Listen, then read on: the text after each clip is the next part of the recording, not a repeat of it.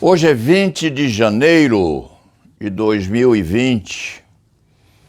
Este escriba começa tarde, são 11 horas, e se depara logo no início da leitura da Folha de São Paulo com uma foto, trecho da chamada Estrada Velha de Santos, desativada para automóveis. A Estrada Velha de Santos, para se ter ideia de como este escriba é antigo, lá nos idos de 1900 e nada, este escrivinhador usava a Estrada Velha. Havia lá a Casa de Pedra, que hoje é frequentada por turistas, usada por Dom Pedro I. Este escriba está em dúvida, não dá para verificar agora se Pedro I e Pedro II se dedicavam mais ou menos àquelas artes que uns e outros políticos costumam praticar hoje.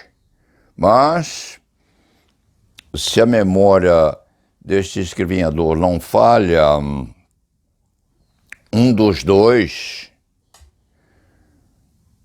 dizia-se se encontrava lá com a Marquesa de Santos, Domitila. E tinha uma vida tempestuosa, a Marquesa. Tinha uma irmã também, com quem dividia as coisas boas do reino, Marquesa de Santos, Domitila. Este escriba leu alguma coisa sobre ela num livro que é editado e escrito pelo mesmo que escreveu sobre a escravatura no Brasil. Por sinal que é uma obra muitíssimo bem feita e bem escrita, Casa de Pedra. Lá os turistas passam e não pensam muito, mas Dom Pedro I era freguês da Casa de Pedra. Coisas que acontecem. E este escriba usou a Estrada Velha, sim. E nascido em 1935, em 1956, este escriba já frequentava São Paulo. Havia depois, mais tarde, veio um ônibus com motor traseiro grande, chamado de bunda quente, porque aquela viatura se desincumbia muito bem no trajeto São Paulo-Santos e vice-versa. Coisas que acontecem e que chamam a atenção do escriba por falar em Estrada Velha, na Marquesa de Santos, na Casa da Marquesa. A Casa da Marquesa também, se esta mente, este cérebro cansado, ainda mantém as informações. A Marquesa de Santos tinha uma casa lá no centro da cidade, uma mansão bem preservada hoje, ali no Centro Velho de Santos, onde dava reuniões, saraus, etc., e recebia a boa sociedade paulista.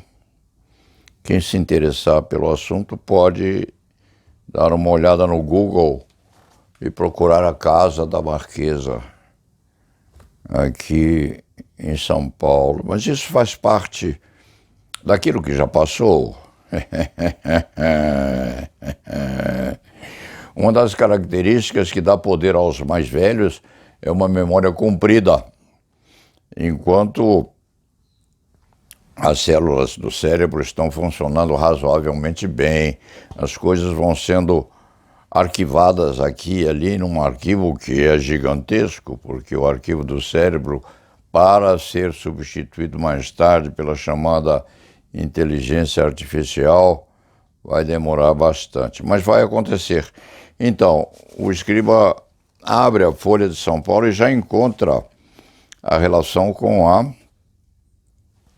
Estrada Velha e a Casa de Pedra.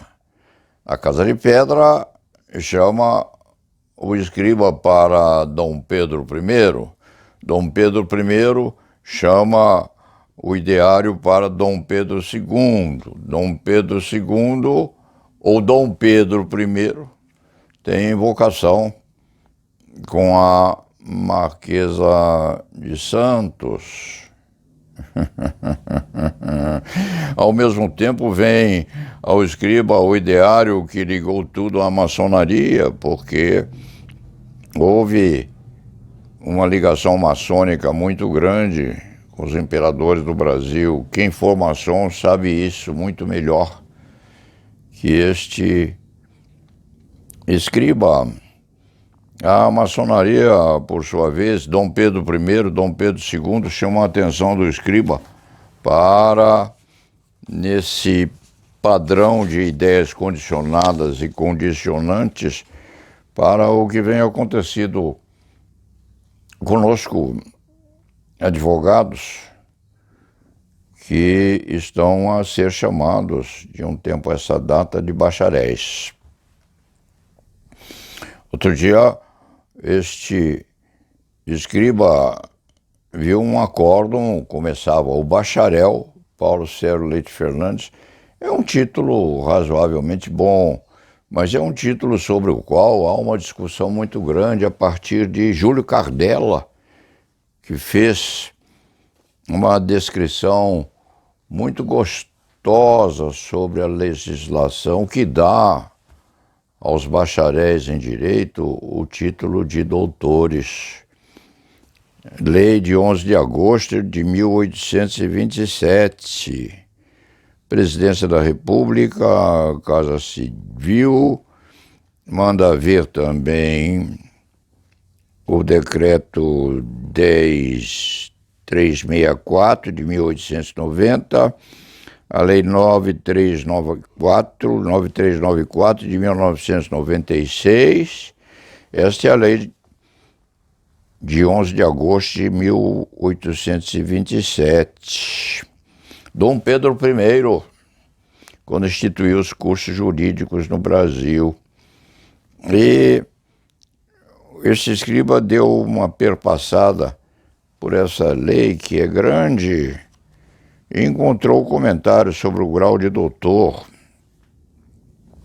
Se algum estudante jurista quiser tomar o grau de doutor depois de feita a competente formatura e assim por diante, parece que o estudante precisava defender tese para ser chamado de doutor depois.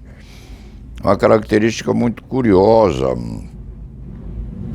E este escrivinhador, no tempo da ditadura, foi chamado por um delegado de Seu Paulo. E este escriba respondeu: Seu Paulo é a sua mãe, me chama de Paulinho.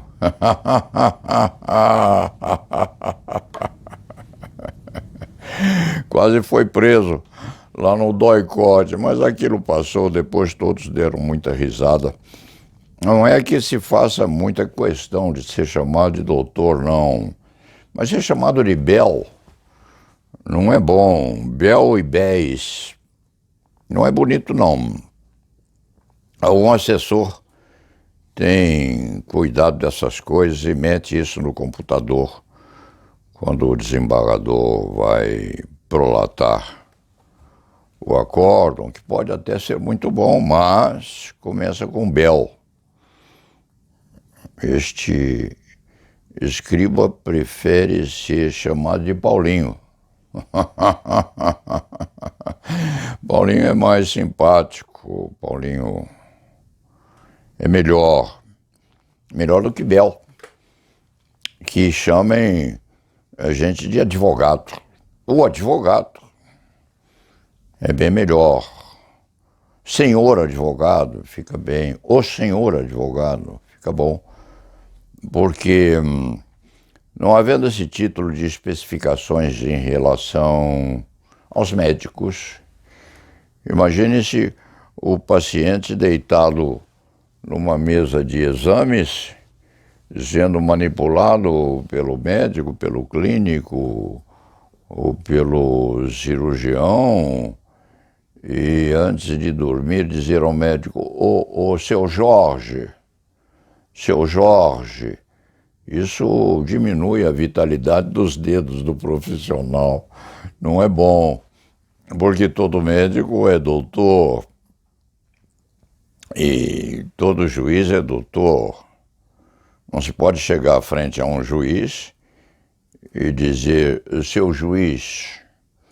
Aquilo soa como injúria. De qualquer forma, essa lei de 11 de agosto de 1827, que sequencia um outro diploma legislativo editado pela chamada Rainha Louca, esse escrivinhador deixa aos outros advogados o trabalho, se quando curiosidade tiverem, examinar isso tudo, porque nem há tempo.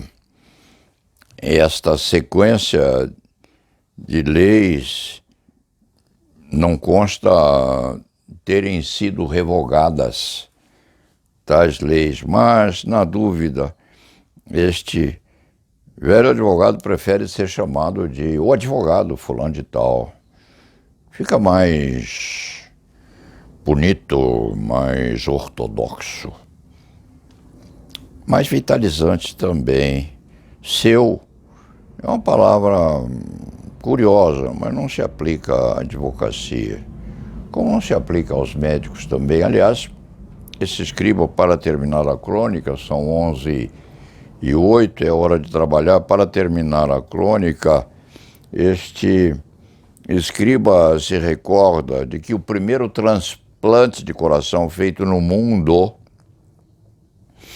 foi feito, evidentemente, por um grande cirurgião, um professor muito habilitado ao uso do bisturi, que mandou chamar um fautor de autópsias. Era um negro velho, cabelos brancos já, que passara a vida abrindo e fechando o ventre e o crânio e examinando os órgãos dos defuntos. Mandou chamar o negão para auxiliá-lo naquela tarefa, que era alguma coisa muito sofisticada. E aquele negro já antigo auxiliou o primeiro transplante de coração feito no mundo, merecendo depois, mais tarde, depois de morto, mereceu um quadro posto num dos corredores daquela faculdade de medicina, em homenagem à sapiência e à habilidade manual que aquele velho cortador de defuntos e de tecidos tinha. Então, essa diferença entre bacharéis e doutores é alguma coisa que tem sido muito honorificada hoje, porque os jovens se preocupam com o pós-graduação. Há o mestrado, há o doutoramento, há o superdoutoramento, há o supermestre, o superdoutor. E a competição hoje se faz em torno de superações ou de ascensão de degraus, o que é muito bonito. Há, inclusive, grandes escritórios de advocacia civil de São Paulo e do Brasil que descobriram que a advocacia criminal hoje é uma espécie de pitel porque há processados muito importantes que podem avançar honorários advocatícios também muito dourados. Então, esses grandes escritórios, aliás, com grande validade, ou validez, se preferir, abrem departamentos de direito penal em seus escritórios para que não se escapem aqueles clientes que são realmente valiosos e se provém tais escritórios dos nossos doutores, o que é também uma qualificação muito adequada, porque o jovem precisa, sim, escalar esses degraus e obter as condecorações de estilo. Então, já se vê, começa-se com Pedro I, passa-se a Dom Pedro II, um pedacinho de sensualidade, atinente à Casa de Pedra e a Marquesa Domitila,